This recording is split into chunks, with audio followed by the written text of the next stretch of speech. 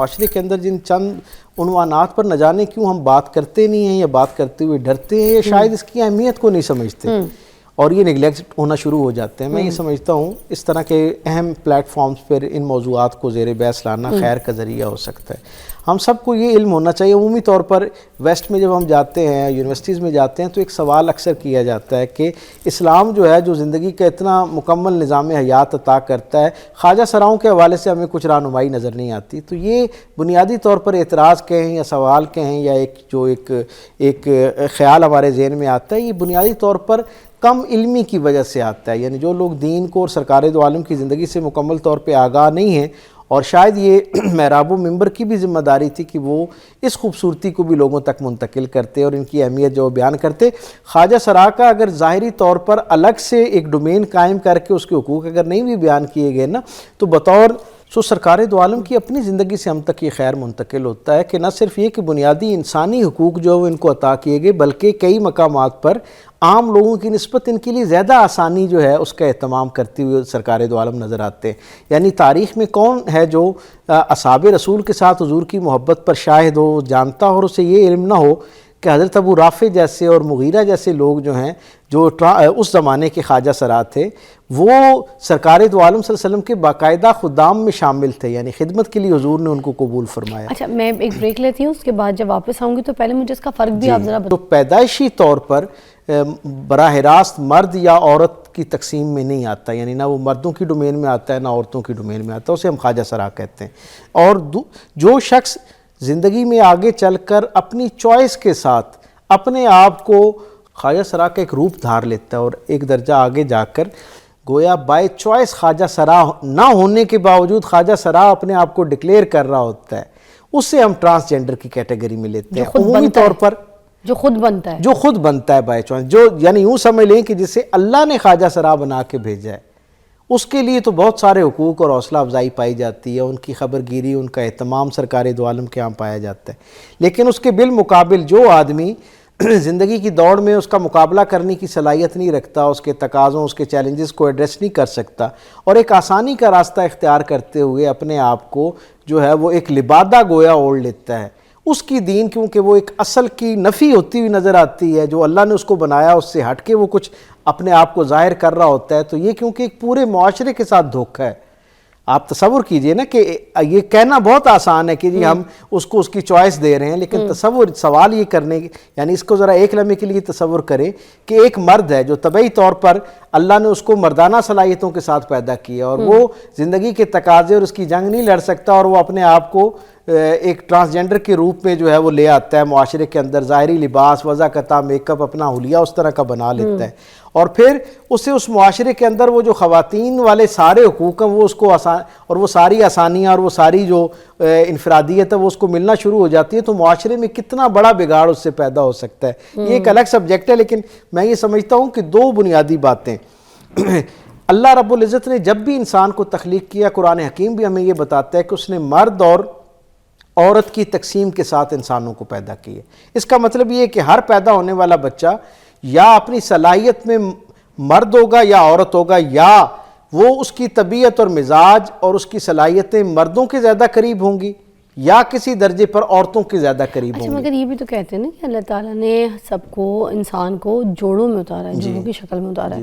تو پھر اگر ایک عورت کا جوڑا مرد ہے اور مرد کا جوڑا اگر عورت کے ساتھ جوڑ دیا ہے اور ان کو ایسے جوڑوں کی شکل میں اتارا ہے، تو پھر جو خواجہ سرا ہے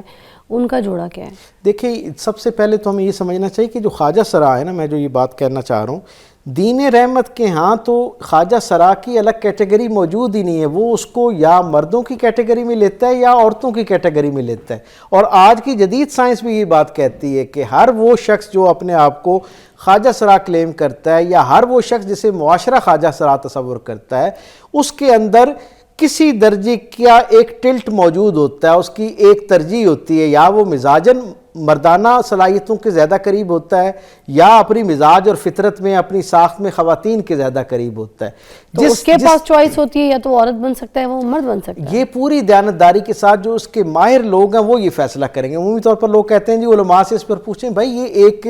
طبی مہارت کا کام ہے. یہ جو پوری دیانتداری کے ساتھ جو اس شعبے کا ماہر آدمی ہے، جو انسانی ساخت کی بنیاد پر اس کا آج کل تو سائنس نے اس کو اتنا آسان کر دی ہے کہ یہ چند منٹ میں ایک ماہر ڈاکٹر جو ہے وہ فیصلہ کر سکتا ہے کہ یہ خواجہ سرا جسے ہم تصور کر رہے ہیں اس کے مزاج میں اور اس کی ساخت میں مردوں کے زیادہ قریب ہے یا خواتین کے زیادہ قریب ہے؟ اسلامی نقطہ نظر میں کیا ایک خواجہ سرا یہ چیز کو اس کا فیصلہ کر سکتا ہے، جو مطلب ایک ٹرانسجینڈر وہ یہ فیصلہ کر سکتا ہے کہ میں جو ہوں اس کو اور عورت والی سائڈ پہ جانا ہے یا مرد والی سائڈ پہ جانا ہے؟ جی ہاں، اس کی ظاہری ساخت پر جو ماہر ہے وہ رائے دیتے ہوئے اس کے بارے میں فیصلہ کرے گا کہ اس کو خاتون کے طور پر کنسیڈر کرنا ہے یا مرد کے طور پر۔ یہ بات میں اس لیے ذرا وضاحت سے بیان کر رہا ہوں کہ عمومی طور پر یہ کہا جاتا ہے نا کہ اسلام نے ان کے کوئی حقوق نہیں رکھے۔ آپ کو سن کر حیرت ہوگی کہ اسلام کیوں ڈے 1 پہ ہی ڈیفرینشیٹ کر دیتا ہے کہ اسے مرد کے طور پر ڈیل کرنا شروع کریں یا عورت۔ اس کا یہ مطلب نہیں ہے کہ اسے مردوں کی مشقت پہ لگا دیں یا عورتوں والے کام پابند کر دیں اس کے اوپر۔ اس کا مطلب یہ ہے کہ معاشرہ اس کو بطور مرد عزت دینا شروع کرے یا بطور عورت عزت دینا شروع کرے۔ اور یہ یہاں تک نہیں رہتا تاکہ بعد کی جو وراثت کے مسائل ہیں، باقی معاملات ہیں، ان میں بھی تاکہ اس کی کہیں حق تلفی ہوتی ہوئی نظر نہ آئے۔ آج ہمارے معاشرے میں ایک بہت بڑا طبقہ جو خواجہ سراؤں کا ہے، انہیں گھروں سے نکال دیا جاتا ہے اور پھر والدین کے مر جانے کے بعد بھی کیونکہ انہیں نہ مردوں میں شمار کیا جا رہا ہوتا ہے نہ عورتوں میں، اس لیے ان کا وراثت میں حصہ جو ہے اس کا کوئی تصور ہی قائم نہیں ہوتا۔ دین رحمت نے اس کا بڑا اہتمام کیا اور بڑا اس پر ہمیں پابند کیا ہے کہ انہیں بھی بطور انسان تصور کرتے ہوئے اس خونی رشتے کے تقاضے میں مرد کے طور پر، اگر اس کا ٹیمپرامنٹ جو ہے وہ مرد کے زیادہ قریب ہے تو اسے مرد کے طور پر یعنی بطور بیٹا شمار کیا جائے گا، اور اگر اس کے اندر نسوانی صلاحیت زیادہ پائی جاتی ہے یا اس کی طرف اس کا رجحان زیادہ پایا جاتا ہے تو بطور بیٹی اس کو تصور کیا جائے گا۔ اور بیٹے اور بیٹی کے طور پر جیسے باقی بیٹے اور بیٹیوں کو حقوق ملتے ہیں وراثت کے اندر، خاندانی نظم کے اندر، وہ سارے حقوق ان کو بھی حاصل ہوں گے۔ اچھا، نبی پاک صلی اللہ علیہ وسلم کے دور کی بات تھوڑا سا میں کرنا چاہی تھی کہ اس ٹائم پہ یہ جو خواجہ سرا ہوتے تھے تو ان کو کس طریقے سے ڈیل کیا جاتا تھا؟ ہوتے تھے کون کون تھے؟ کیا رویہ رکھا جاتا تھا؟ یہ بڑا اہم اور دلچسپ سوال، اور میں سمجھتا ہوں کہ جب ہم اس کو سمجھ لیتے ہیں تو پھر ہمارے لیے ایک ہدایت اور رہنمائی آ جاتی ہے کہ ہم نے اپنے زمانے کے جو خواجہ سرا ہے ان کے ساتھ کیسے ڈیل کرنا ہے۔ سرکار دو عالم کی پاکیزہ مجلس کے اندر جن لوگوں کا احوال ہم تک سیرت نگاروں نے منتقل کیا، ان میں بہت سارے خدام کے ساتھ ساتھ یعنی ہر صحابی رسول کا یہ خواہش تھی کہ وہ حضور کی خدمت پر معمور ہو، حضور کی زندگی میں ایک خدمتگار کے طور پر اپنی خدمت، اپنا وقت، اپنے وسائل پیش کر سکے۔ چند لوگوں کو، خوش نصیب لوگوں کو یہ جو ہے وہ سرکار دو عالم سے اجازت ملتی اور وہ حضور کی خدمت میں شامل ہو جاتے، جیسے حضرت انس بن مالک ہے، حضرت بلال حبشی اور بہت سارے اور صحابی، اصحاب صفہ میں سے بھی۔ آپ کو سن کر حیرت ہوگی کہ ان چند افراد میں سے 2 خوش نصیب لوگ وہ ہیں، حضرت مغیرہ اور حضرت ابو رافع، جو خواجہ سرا تھے، اور سرکار دو عالم صلی اللہ علیہ وسلم نے ان کو منع کیا کہ ظاہر سفر کی مشقت ہے تو آپ یہ مشقت برداشت نہیں کر سکیں گے۔ حضور نے ان کو دیکھا کہ انہوں نے اپنی دعاؤں میں کثرت کرنا شروع کر دی اور گریہ کرنا شروع کر دی، گویا ان کو اس بات کا دکھ ہونا شروع ہو گیا کہ ہم اپنی جسمانی ساخت کی وجہ سے اس طرح جنگجو نہیں ہیں، بہادر نہیں ہیں، اس طرح وہ نہیں ہے کہ حضور کی خدمت کے لیے منتخب کیے جائیں۔ حضور نے ان کی ایسی عزت افزائی فرمائی، انفرادی کرم کرتے ہوئے انہیں بھی اپنے خدام میں شامل کر لیا، اور پھر تاریخ ہمیں یہ بتاتی ہے کہ اس حد تک حضور ان کا خیال رکھتے کہ جب اصحاب صفہ کے لیے کوئی چیز آتی نا کھانے پینے کے لیے تو سرکار دو عالم صلی اللہ علیہ وسلم ان کے لیے پہل فرماتے، پہلے ان کے لیے کھانا جو ہے یا جو چیز آتی، کھجور آتی، کوئی تحفہ آتا تو اس میں سے ان کو عطا کرتے، ایک بات۔ اور دوسرا، یہاں تک حضور ان کی نفسیات کا خیال کرتے کہ سرکار دو عالم صلی اللہ علیہ وسلم سفر کے لیے تیار ہو رہے ہیں اور سواری پر سامان باندھا جا رہا ہے، اور ایک حضرت ابو رافع جو ہیں جو خواجہ سرا ہیں، ان سے وہ سامان نہیں اٹھایا جا رہا اپنی جسمانی ساخت کی بنیاد پر، اور باقی اصحاب جو ہیں ان کے چہرے پر مسکراہٹ آنا شروع ہو جاتی ہے۔ اب میں ذرا